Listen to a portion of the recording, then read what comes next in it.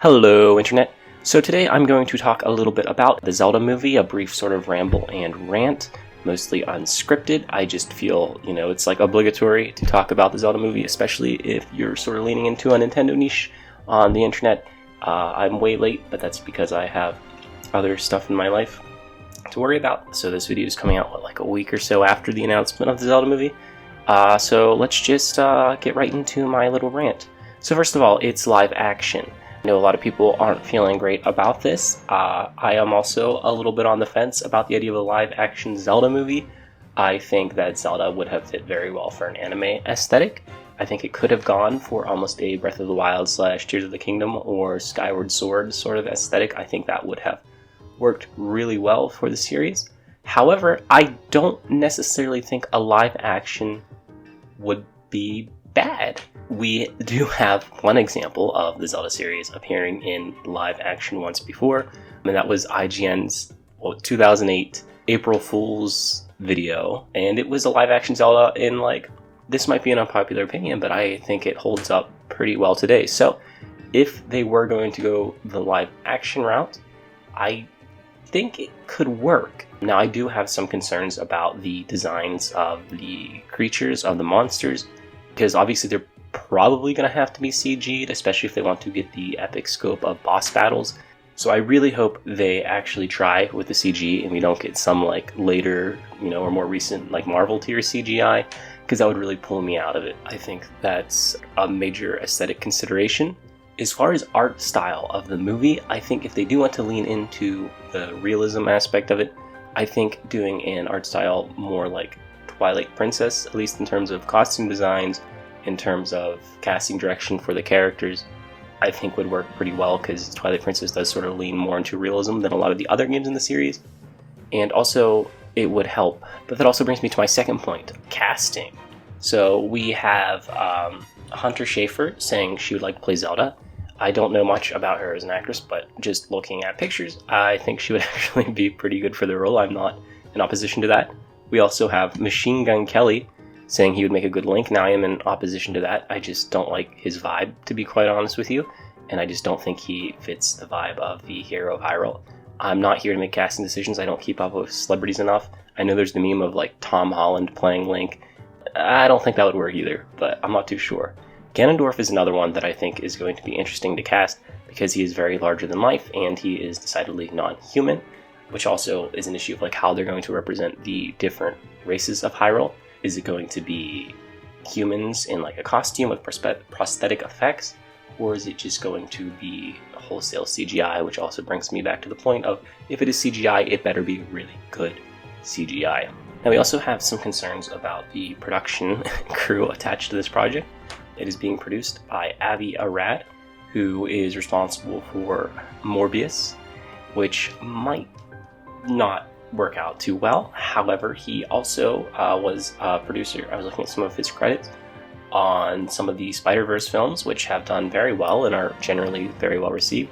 I'm not too deep into Marvel fandom. I have seen some people saying his influence impacted the development of Spider-Man in the MCU, but also I think those films are generally pretty solid, at least as far as superhero movies go. So I think it's just worth looking at, and even when we look at the other people behind this movie, it's worth not only looking at their biggest failures, but also where their successes lie. I feel like there's a thing on the internet where people like to look at the failures of people and hold those up to a much higher regard than their successes.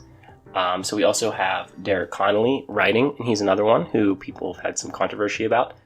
He wrote the Jurassic World movies, which I know the later ones weren't super well received, and also Rise of Skywalker, which wasn't terribly well received as well. But he also did Detective Pikachu, and I think that's really important to bring into the discussion of how well he'll do with the Zelda movie, because Detective Pikachu is a video game movie, so it's good that they got a writer who knows how to write a video game movie. And Detective Pikachu I found was very enjoyable, and I think it did a fairly decent job of feeling like it belonged in the world of Pokemon and generally respecting the source material, which has been a problem. I feel like it's gotten lesser nowadays, but has been a problem in the past with Hollywood not respecting video games as a medium. And so gaming movies don't respect the source material. We don't have to look much further than the original Super Mario Bros. Movie for that. So I think there's a lot of value in casting a writer who has not only worked on a video game project before, not only worked on a Nintendo adjacent, and I say adjacent because Pokemon is not wholly owned by Nintendo, but have worked on a Nintendo adjacent video game project before, and I just don't think he's that bad of a choice for a role. He's proven himself in similar projects.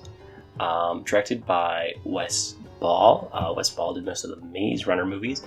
This is the one where I have a hard time defending. I've heard the movies are pretty significantly different than the books. They weren't very well received by fans of the source material.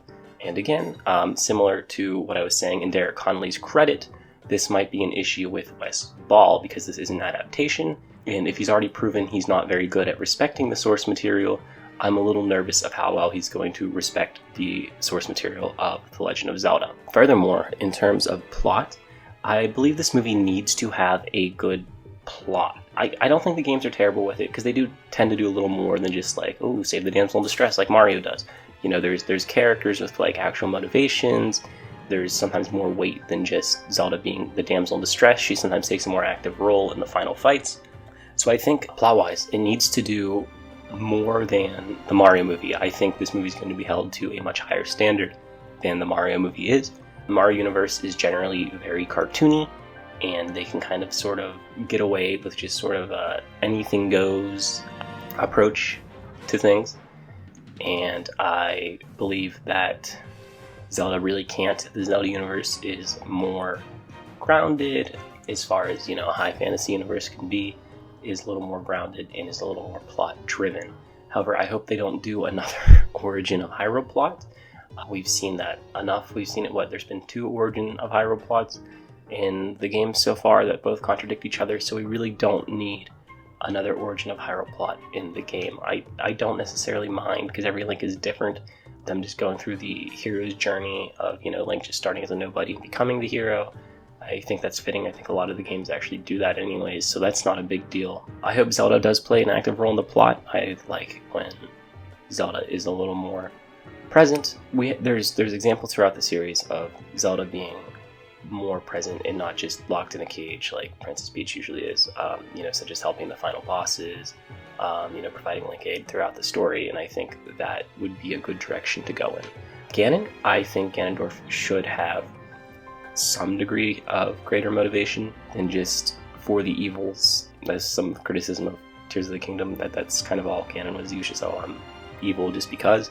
I think Wind Waker kind of did a really good job of presenting him with a little more motivation. His character was a little more fleshed out, and I hope they go in that direction in the movie. And I just want to say that I don't think the movie's going to be bad. I think it will be pretty good. Whether it'll be just serviceable or like, wow, that really impressed me, is yet to be seen. But, we know how tight Nintendo is with their IPs and how they want them to be represented. Miyamoto at the helm of this project really calling the shots. I think that I'm not worried. I have concerns, like I said, especially in Wes Ball's case, and I don't think people are wrong to be a little concerned of Avi Arad, because he is said to have certain influence on the project he works on, that even if they do turn out ultimately good, he might be more to blame for some of the parts that are not so good, just from what I've gathered in my brief research. But I think the movie will be serviceable at worst and really, really freaking good at best. So this was just a quick ramble, not really scripted or anything. I just wanted to get my thoughts out there and sort of join the discourse, so to speak. So thank you so much for listening in, and goodbye.